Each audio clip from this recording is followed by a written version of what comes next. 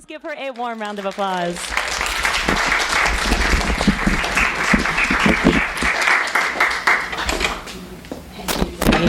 Amazing. How's that? Ooh, thank you so much. Thank you so much for that introduction. And I also want to say how nice it is to be here at Skylight Books. As we all know, an independent bookshop is a beautiful thing. And I don't know how many people this is their first time in Skylight Books, but I suspect some. And if this is your first time, please come back, I would say.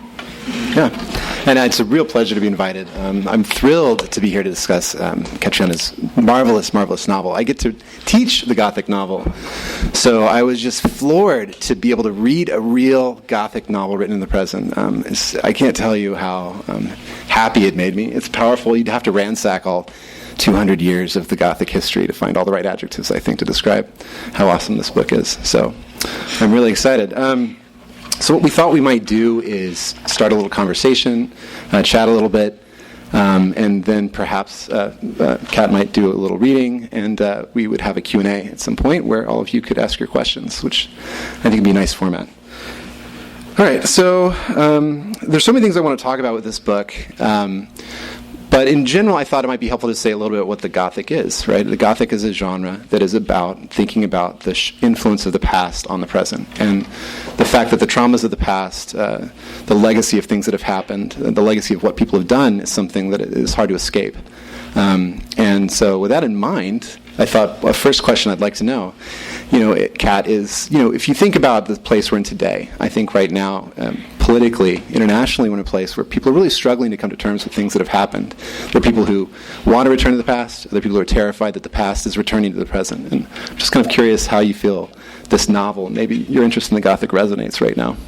That's really interesting, because I think that I did a creative writing master's as part of the process of writing this book, and the question that was asked of me all the time was, why is this relevant? Because I think the creative writing kind of industry, or the creative writing academic industry, is very much a bastion of sort of gritty modernism, and people just didn't understand why I wanted to revisit this genre at all. And there are lots of answers that you could make. Like I said, it is about our connection to the past and about our responsibility to the past, and and dealing with our heritage and our legacy. But also, to be completely honest, and we touched on this earlier, I wanted to write a Gothic novel, not because of the resonances of a Gothic novel, and not just because I wanted to sort of mine it as a misprision or a reforming of the genre. I genuinely thought that this, in its own right, as a form, is so expressive and so capable, and such a grand abstract architecture, that was the aim in itself, really. Well, I have to agree, wholeheartedly. And I like that you brought up architecture, because one of the things that really characterizes the Gothic are Gothic spaces, and what these castles and locations mean for the characters within them and the people who are in control, whether you're talking about Udolpho in one of the first Gothic novels, or a film like Alien and the Nostromo, and sort of what happens on that spaceship over the course of it. So I thought one of the interesting things about Rawblood is the Rawblood itself, the territory, the house in this novel. It's such a powerfully conceived, kind of gripping, dark, but also deeply loved and inspired space. And I think it's strange to me. I mean, I've read some other Gothic fiction, how much the characters really love, identify with, want to be part of this house and its place in their lives. And the fact that this novel is so deeply invested in this oscillation between travel and movement and existence out in the world, and then return to home, and sort of the significance of home as a place that unites this family in the past and the present in ways both good and frankly terrible, right? So I was just curious, is there a place that's a Rawblood for you? I mean, is there something that's inspired that kind of deep affection? Absolutely. I mean, it's. I think the structure of the house in the Gothic it's always important anyway. But for me personally, I chose this setting because, as a friend of mine says, you always set your first novel where your dreams are set. Which I certainly found to be true of this and of me. I moved around a lot when I was young. Our family moved from Madagascar to Kenya to Yemen to Morocco, and we came back every summer to house on Dartmoor, which was kind of my only constant in a very itinerant life, and it seemed very exotic to me. It was very exotic and very. It just grabbed hold of my imagination immediately. Sort of the hills and the rivers and the big sky and the wild ponies and the bracken and all of that. It was so different to everything that I knew, and. The cottage itself was this sort of 17th century Devon longhouse, but it was built on the foundations of a structure that's even older than that. So there's been a structure in that place since the Domesday Book, which is sort of 11th century. So it's very, very old, and it had like a fireplace that was big enough to drive a cart through, and the walls were 5 or 6 feet thick. And granite wall that's 5 or 6 feet thick. You're like, it's a very solid thing. And I woke up in that house. It was a very happy place for me, but it's strange because you don't actually question these sorts of things when you're younger. You accept them. You're very plastic. You accept them as part of your reality. But I would wake up almost every night with a hand in the small of my back pushing me out of bed. And I would fall out of bed and I'd go and sleep in my sister's room. And the main thing about I don't even to this day know what that means. I don't really need to know what that means. Its main merit for me was in giving access to a quality of fear which you don't have a cognate for in your everyday life. So you don't experience it elsewhere. It is pure amygdala, and it doesn't have any rational cause or effect. When I first read a ghost story, which was, I think, the Monkey's Paw by W.W. Jacobs, which is absolutely terrifying. If you haven't read it, do, or don't, whichever. It's about two parents who will their dead son back to life, and the last sort of beat of the story is them hearing his undead fist beating on the door, and them just sitting fearfully behind it, not knowing what they're going to find when they open the door to the whatever they've willed into being. And when I read this, I just thought, oh, well, that's it. That's how you contain this experience. This is the conduit for that feeling, for that fear. This is how we rationalize and conceptualize that. So when I started to write, that was exactly the place that I started, and there was no other choice for it, really. Yeah. So I wonder if you'd say a little more about that uncertainty. You were saying, you don't want to characterize what that hand was, what it meant. You don't want to characterize whether or not it was real. And you go back to the history of the Gothic, and Anne Radcliffe was sort of famous for explaining away the supernatural. She would sort of have ghosts and all these hauntings would happen, and then somebody would come along and explain, oh, it was me behind the curtain doing X, Y, and Z. Another novelist named Walter Scott criticized her really heavily. He said, I love the novels, but you've always got this explained supernatural, that you're taking away the one thing about this novel that's most gripping. I'm just curious, in this novel that seems to be really invested early on in this deep uncertainty about what is driving these events, whether or not they're real, how they're happening. How do you see that sort of uncertainty, that dynamic of skepticism playing out?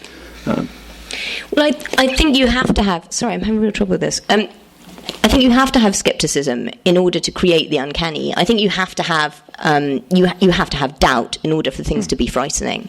You can't live in a world in which ghosts are definitely real, because that's not frightening. Or you can't live in a world where they're definitely not real. That's not frightening. What's really frightening is the maybe, the potential. It might or might not happen.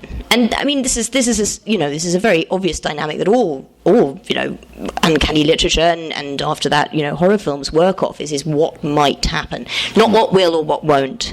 And if you were talking about it in terms of in terms of the Gothic. Like, it needs, I think, again, we touched on this earlier, I think it needs like a healthy dose of Protestant skepticism in order to facilitate the uncanny. Because if you're in a Catholic system of belief, you have miracles. You have miracles, and that is the supernatural happening in a natural form on earth. And that, again, that just makes it part of the regular life, you know. The regular life.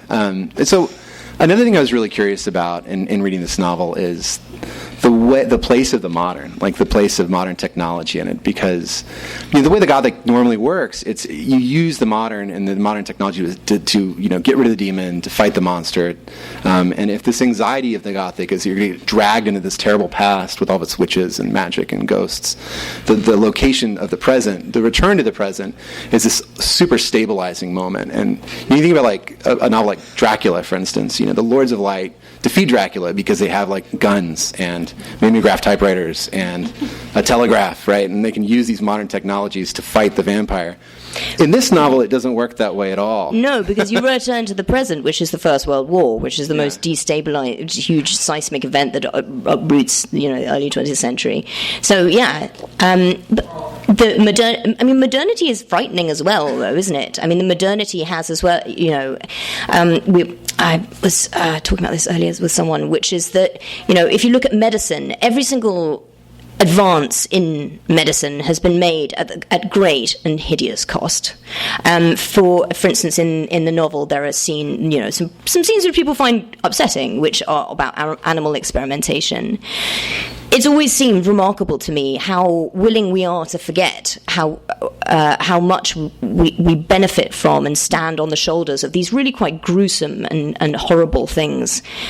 Each gain, each operation, each technology, each drug has been gained at hideous and bloody cost. There's that I think it's I can't remember who said it, but it was the science of life is a superb and dazzlingly lighted hall which is reached through a long and ghastly kitchen.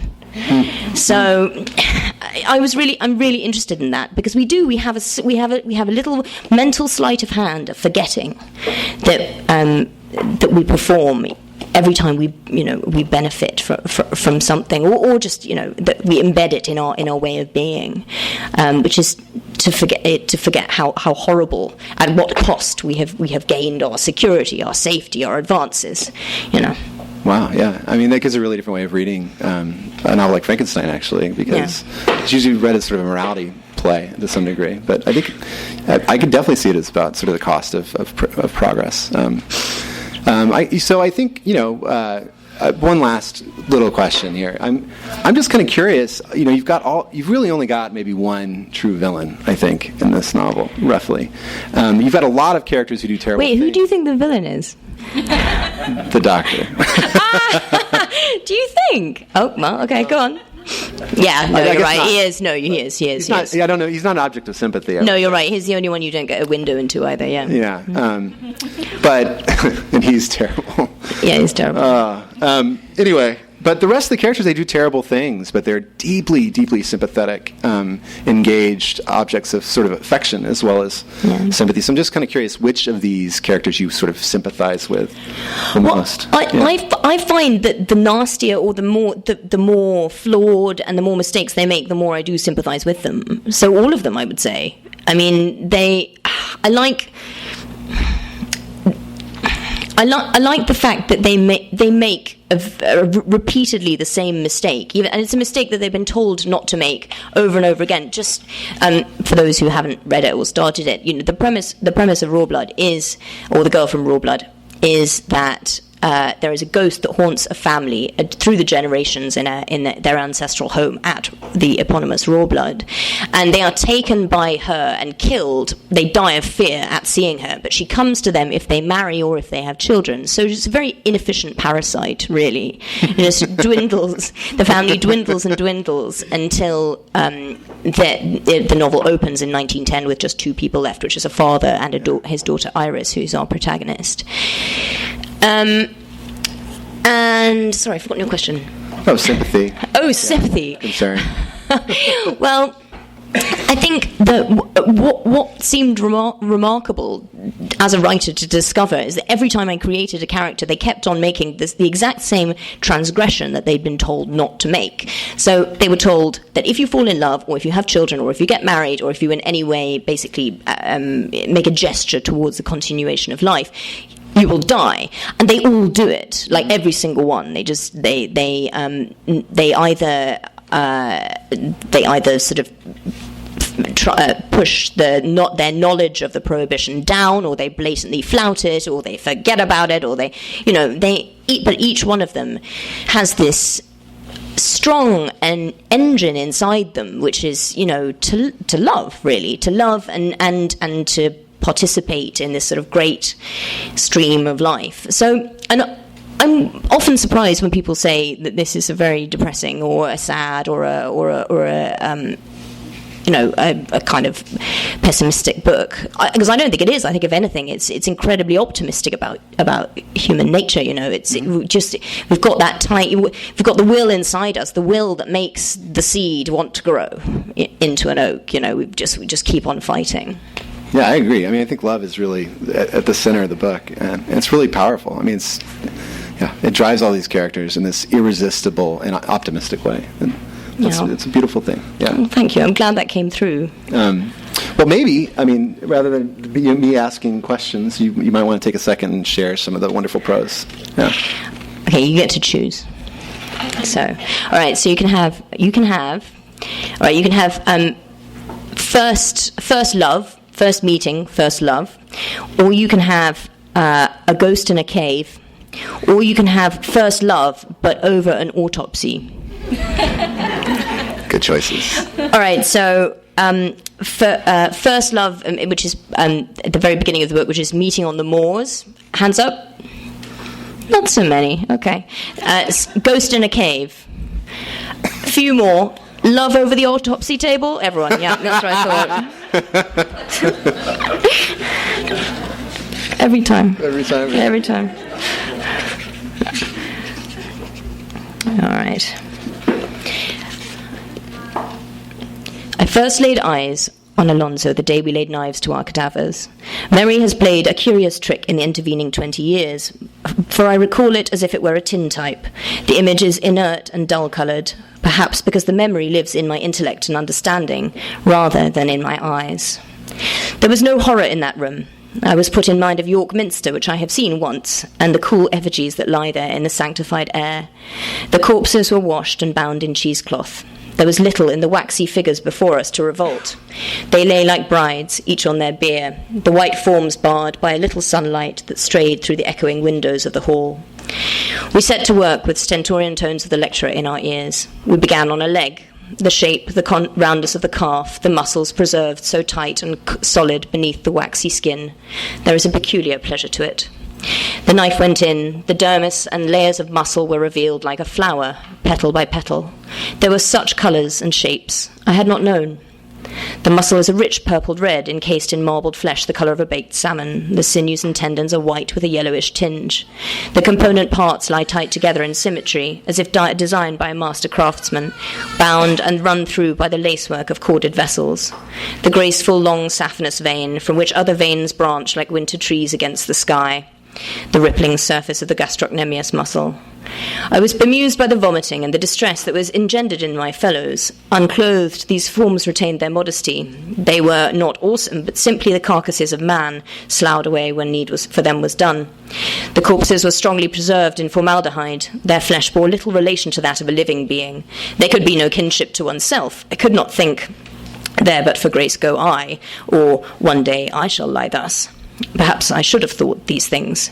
Perhaps I was too sure and young to truly understand the condition of these cold figures, which submitted to the outrage of our knives. Afterwards we sought the lamb and flag like hounds. Those of our party were seized by hilarity commensurate to their previous unease.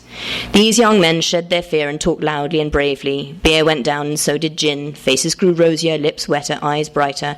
Their memories of the blood and the bones and the delicate layers of subcutaneous flesh were transmuted, and the company waxed lewd. There was an odour of halibut and sorrow. As the sun fell, the light grew orange and straightened its beams through the casements. One man alone I observed, who sat quiet and played with a penny on the rim of his glass, producing a tuneful sound, never loud enough to attract notice, but so that the gathering became accustomed to the gentle noise running beneath the babble. I thought he had arrived with the others only that minute, and then I thought I had seen him in the hall that morning. This man was sallow and vast. His hair stood up at the back of his neck like the ruff of a bird. His linen was ragged at the collars and stained with ink, which also covered his hands like blemishes. He hunched in the settled chair like a crouching beast. He was fixed on his task, which he performed with movements that were precise and small.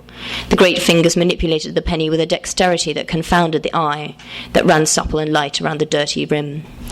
An image, a memory perhaps, arose unbidden to the surface of my mind, of him holding a knife, face solemn in the dim air. I shook my head to clear it of the heavy punch fumes and moved closer under the cover of the shrieks.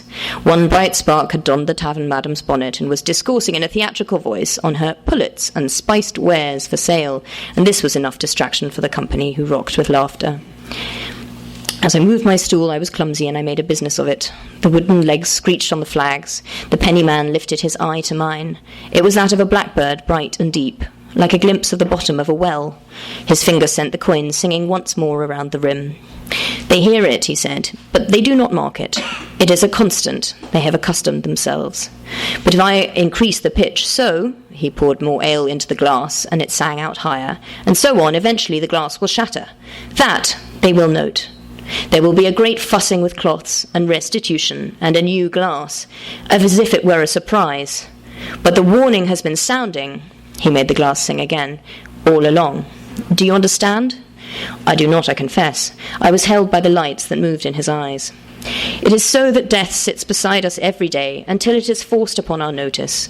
Until the vessel breaks open and life flows out, we must be blind and deaf to its presence, or we could not conduct our carnival as we do."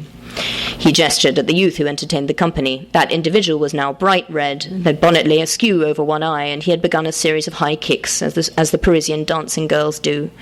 The penny man regarded this with kindness, but absently, as if it were an effort by a child to imagine a giraffe when they have not seen one. He went on, "But there are some who choose to listen to the song of mortality, which underlies it, lies beneath everything, the long note beneath the cacophony. For those who can hear death whistling always underneath, who do not fear him, but see his part in the music." He grasped my arm as if in sympathy. "For them it is a vocation of the loneliest and the highest order." We looked on one another. The finger turned and the glass whistled its distress. The pitch soared and enclosed us in its sphere. "It will break," I said.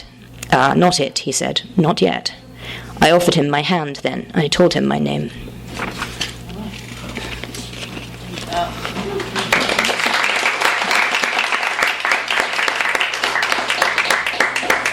It's a great reading. I mean, it gives a wonderful sense, I think, of just how sensuous the prose is. It's really evocative and powerful. I don't think I've ever wanted to be dissecting something so much. It's great. I'm curious, I mean, hearing it, how much do you see the sort of, or were you thinking of the sort of building pitch as a sort of a, thinking about the structure of the Gothic and sort of the tension? Because it really feels like this novel consistently sort of gins up anxiety and sort of stress and power, and things sort of come together until finally everything does really break. Yeah, I mean it's a stressful book. It was a stressful book to write as well. Like because for me I didn't. That's not entirely true. I was going to say I didn't even mean to write a Gothic novel. Of course I did, but it seemed such a natural choice to me to write a Gothic novel because the concerns of it are so internalized. It's the kind of writing that I love, and I mean, for each section, because of each voice is written very idiomatically in the sort of language of its time. So for each one, I had almost like a little internal style guide, like a little note. And for the Charles Danforth section, which is what I just read from, the pattern was Dracula, because that diary format, that formality, that stiffness, you know. And then in the Italian section, it was Austen, and in That's so funny. Yeah, it's why it's so funny. Yeah. Thank you. But finding the tensions in in each of those was actually that was kind of the good surprise. You get good surprises and bad surprises when you're writing, and that was one of the good ones. I was like, oh, this does work, because I am using this grand overarching architecture, which is the word we've used, to frame concerns which are universal. So when you're talking about the Gothic, I think actually sometimes all you're talking about really is how we respond to structures of power. Mm-hmm. Sometimes all we're talking about is women's place in a society with systemic kind of oppression of them.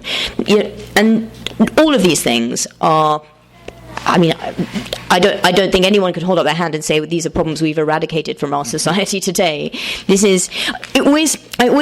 find myself very defensive of this kind of, and kind of wanting to stand up and champion this, I always put it in quotation marks, this so-called genre fiction, because I think people, which is kind of a catch-all that people use when they want to talk about stuff that they don't think is very good. And I think it is very good. I think that to talk about life and death and great sweeping concerns in this very kind of almost operatic fashion is so important. It's a shorthand, abstract way of discussing and putting these concerns through a lens which shows them in a new light. To quote that wonderful Emily Dickinson quote that everyone uses on creative writing courses, which is like, tell the truth but tell it at a slant. Mm-hmm. The Gothic slant is one that I think we have a great need of. It portrays, it's seen as quite hammy because it portrays a world full of darkness and horror and oppression, and maybe it's a little bit hard for us to acknowledge that might be kind of how the world is, at least sometimes. I couldn't agree more. Well, maybe it'd be nice to see what kind of questions you all have for Catriona. Does anybody want to ask something? Come on. You really liked, what did you, genre writing? Genre. Yeah. I'd be really interested to know which one specifically, which authors inspired you or fed into the story. That's a very good question. I think that the period writers that sort of directly jump off from this stylistically of they're very obvious kind of sort of ancestors of it, really, like Austen. And there's a wonderful book which called Melmoth the Wanderer, which is, so bonkers. It's almost unreadable. I'm not suggesting you read it. It really impressed me because it's not satisfied with having a frame narrative within a frame narrative within a frame narrative within a frame narrative. No. It needs to go at least 6 steps beyond that. It starts out in 19th century Ireland with a haunted picture. And it ends up on a Pacific island with a ghost throwing itself into the sea, and then eventually you end up back in 19th century Ireland, but only after something like 4,000 pages. But what I loved and what I took from that novel is the sort of the reason it jumps so much thematically and in geography is because it has a real love for its precursors. So it loves sort of like its precursors in Gothic fiction. It loves the Mysteries of Udolpho. It loves the monk.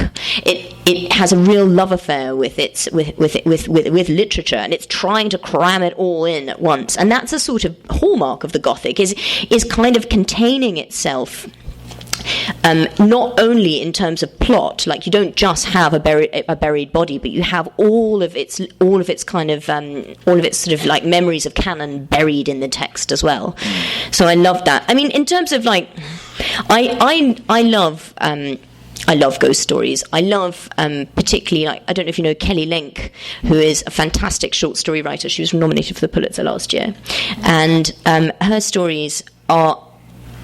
I think they're sort of uber Gothic in the sense that they render the world in an almost unrecognisable form. So I think she was really important. And and yeah. But like a novel like Beloved. Yeah. Yeah. Oh, I love Beloved. Yeah. And also the way that novel interacts with the land as well.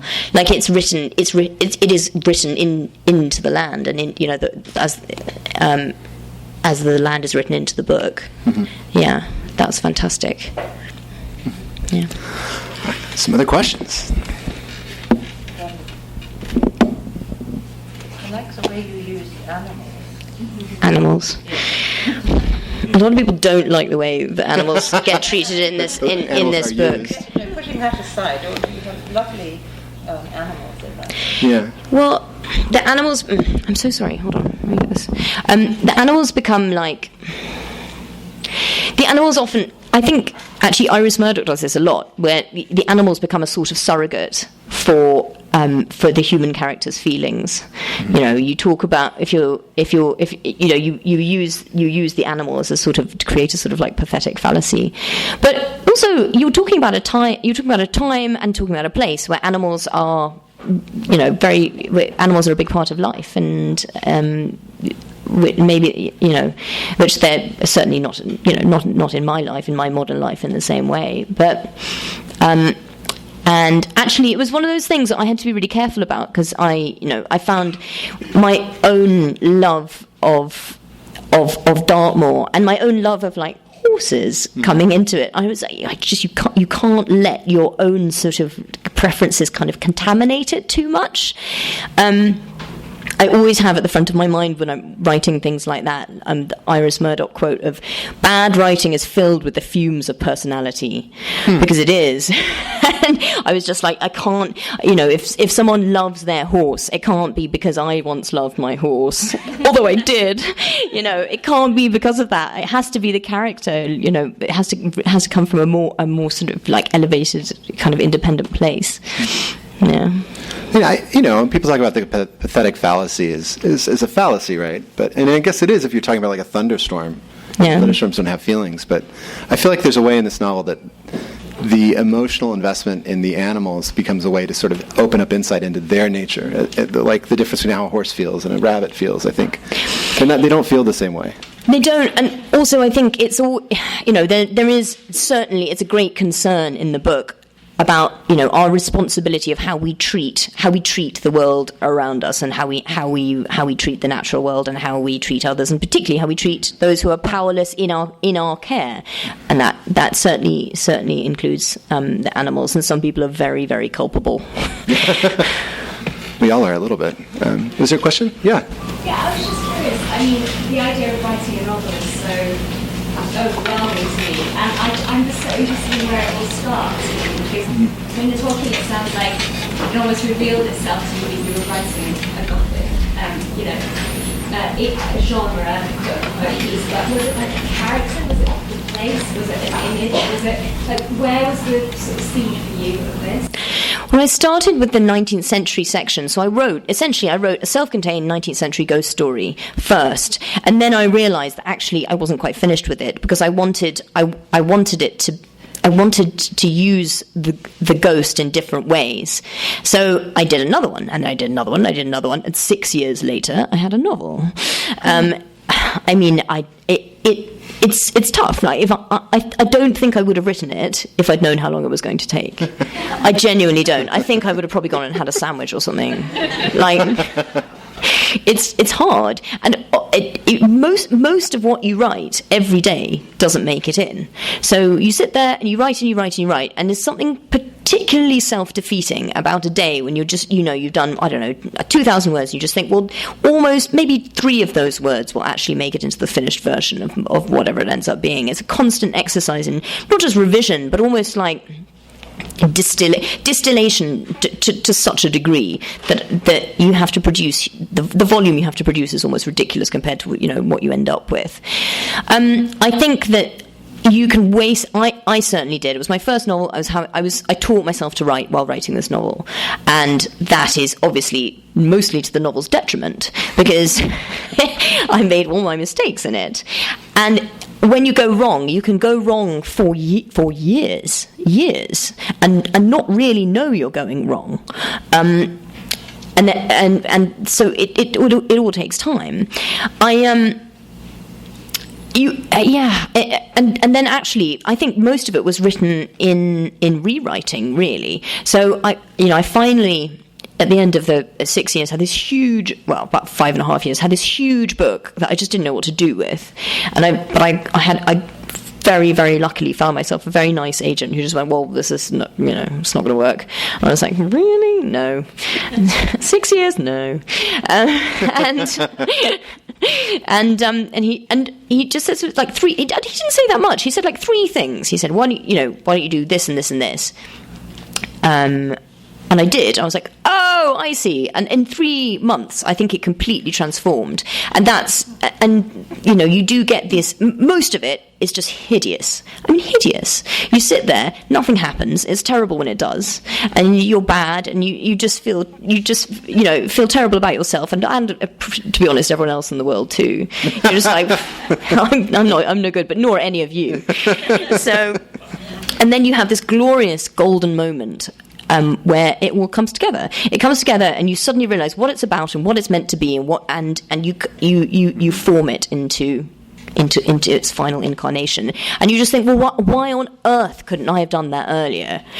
But you can't. It's part of the process. You have to slog your way through so much. Sorry, that's a long answer to your question. It's so amazing for you to talk about it. And what was there anything from all those, from through the 5.5 years in the final book now, like? Is there something that stayed? Yeah, character? Absolutely. I mean, the description. In fact, almost everything from that first original ghost story is still in here. But there was a lot of other stuff that went in. I think I must have written about 7 novels while writing this novel, and I think that's a low word count actually. So there was all sorts of weird ideas. I don't even want to tell you. It's so embarrassing. But astronauts? I mean, almost aliens. No, it's so funny. Actually, Ed, my boyfriend, who's just here, made me laugh so much because we were talking about the end of the book, and my editor wanted a different ending. Which, actually, in retrospect, I kind of agree with her. But at the time, I was like, no, it's the ending torn from my soul. I must have it. And she suggested some other endings. And Ed was sort of looking through them, and he just went, this one is the actual ending of Back to the Future. And it was. So editors aren't always right either. It was exactly the ending. I mean, I could have gone that way, but I didn't. Oh, well. Can I put my teacher hat on for just 1 second? About this word genre. Because I agree. I hate the way that people use genre as a pejorative. It's ridiculous. And I just want to say one thing for everybody to remember. I think genres, especially strong genres like the Gothic, are always designed to address some current problem and propose solutions. That problem might look different. It might be a different problem if you relocate that genre in a different time. But that is what they're built for, and they're very, very good at it. Yeah. Okay. Other questions? Yeah. Yes, I've done ghosts, now I'm doing murder. So, sticking with the classics. I love this, but I don't think I can do any more of this. I think I'm going to put it down for a bit. Also, all the characters in this novel, most of them started out dead, so it's very difficult to think of any sort of sequels. So my next novel is, I think we settled on the title Little Eve, and it is a murder mystery, sort of a murder mystery. It is it's a sort of whodunit about the question being whether or not this very troubled young woman murdered her entire family on New Year's Eve in a storm on a Scottish island in a nature-worshipping cult on New Year's Eve 1928. Did she or didn't she? You decide. No, I decide. You work it out. And I'm still. This is the weird thing about it is I'm still writing it. I'm still in the last bits of writing it. So everything I've just said to you could change. Well, not everything, but a lot of it could. It's all very fluid and very exciting. But I like murder. I tried to write a really diagrammatic murder mystery, like a really classic one, and I just couldn't do it. It's too dun, dun, dun, dun, dun, dun. But I found ways into it that really, but that use the genre, which I really enjoy. And there's something really, I think there's something really comforting about, and the reason why, perhaps this is the reason I'm drawn to both these genres, is that actually, while they are ostensibly quite macabre, they're actually quite reassuring. What does a murder mystery give you except the reassurance that the perpetrator will be caught and identified and be brought to account? It gives you a sense that problems are soluble, that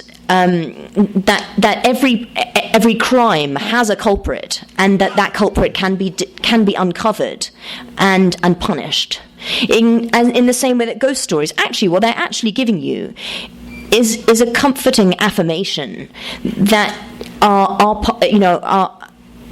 we have an afterlife, and that we can, even from beyond the grave, right our wrongs and send a message and tell our loved ones what we need to tell them. So I've always found it interesting that these two supposedly most violent, most kind of unfriendly and frightening genres actually, for me, seem actually rather optimistic, rather hopeful. And they hide like a light amongst all of the dark kind of, or the dark deeds. So that's great, and it brings up another really good point. No work actually sits exclusively in just one genre. They're always hybrid at some level. And if you like mysteries, I mean, this really is driven by a deep fundamental question, a deep mystery, and that doesn't get resolved until the very close, and it's quite shocking when it does. But as opposed to a detective fiction, I think you would want to reread it because it doesn't give anything away. It actually really enriches the book. Buy a copy each time you read it. Edition 2 out next year. Any other questions? Yes? Has writing Little Eve been more or less difficult than writing Rawblood? Both. The question was, writing Little Eve more difficult or easier than writing Rawblood? And the answer is both. And in one sense, it's much easier because I'm a little bit. Sometimes I think I'm worse, but usually I think I'm a little bit better than I was at writing.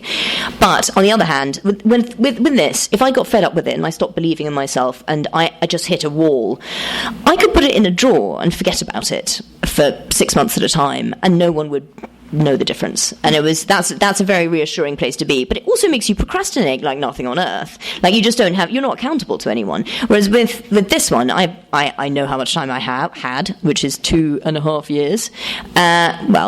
2 years. And that's it. Someone's waiting for it. Someone has given you money for it. You have got to get it in. And there's something really quite compelling about that. But so being forced to write has made me discover ways of writing, I think, which I didn't know I was capable of. I am also concerned though that you don't get those kind of like lovely moments where you get to have the narrative kind of discover itself. You have to force it to. You have to discover an answer for it. You can't just wait for the answer to visit you in the middle of the night, or go dance in a stone circle and wait for it to come. You don't get to do that. You have to be like, well, there's that who said, I think it was Susan Hill who said, like, someone asked her, like, how do you where do you get your inspiration? And she's just like, well, I just I get up at 9 a.m. every morning and I make sure I'm inspired. That's what you got to do. And that there is a lot of merit to both. There's a lot of there's a lot of power to both ways of working, and they both have their advantages and disadvantages. I think Little Eve is going to be a shorter, more compact, probably more conventional book. This is, as we were saying, this is a Gothic novel. It's not really something that people actually just tend to write in the 21st century. Whereas Little Eve is a kind of like as a twisty, mystery, murdery, sort of like fun, lots of nasty nature cult kind of isolation, lots of like nasty deeds. It's a little bit more. It's cleaner, I think. Yeah. Maybe this is the beginning of the new wave of Gothic fiction. That'd be really wonderful. Yeah. How did you guys settle on 2 years? You went to them and you said, "Well, this took 6," and they said, "Okay, you've got 2." I mean, they said you got 1. Actually, I was like, I can't do it in 1. So, I mean, if I went back to them and I said I just can't do it. They try and get. I think it's if you're a first-time novelist, I think they try and get something out fairly soon afterwards in order to capitalise on the enormous amount of publicity and fame I've garnered. World tour. But they try and get something out quickly in order that you can sort of like capitalise on whatever kind of goodwill you've generated with the first one, and also probably because they just don't want to be working with you forever on your second book. Like they only get paid once, but I think it benefits everyone to have it happen quite quickly. But if I love my publishers, and I'm pretty sure if I went to them and I said I just can't do it, I'm sure they'd find a way to make it work. But I'm ready too. I want to I want to send it out into the world, and I want to to move on to the next thing as well. So it's it's everyone's impetus really. Will Little Eve come out in the US at the same time as the UK? We haven't done a US deal yet because it's not written yet, but but hopefully we will. Yeah. Great. I think we've got time for maybe one more question. Yes. 2 questions. 2 more questions. 1A and B. Was the choice of 2 female characters like very conscious choice for your books? And very different question to Julian's Q&A in Los Angeles. Is there a sort of idea about adaptation or other media forms? I suppose. Actually, a lot of quite a few of the narrators in this are male, but yes, both the protagonists are female. I think the 2 books are actually kind of, they sort of inhabit the same universe, if you will, and they've got a similar set of concerns, because I thought of the plot of Little Eve when I first got the publishing deal for this one. So this is like 3 years ago. So I had to give them a synopsis and tell them what I was going to write 3 years before I was actually writing it, which was, it's a challenge, because you're not quite sure what you're going to. You just have to. Like Susan Hill getting up in the morning. You just got to make sure you're inspired by it when you sit down to it. I think that they have similar kind of shared concerns, which are Gothic in their nature, which are about imbalances of power and about women, and also I also like really my favourite thing is to put my characters in the most challenging, frightening, and terrifying positions possible. So, and one really good way of doing that is to make them female and young, because that lends you an immediate imbalance of power, especially if you set it in the past. It just means you add, two more huge, challenges for them to face. So I think that's partly the motivation behind it. But I think. Yeah, I think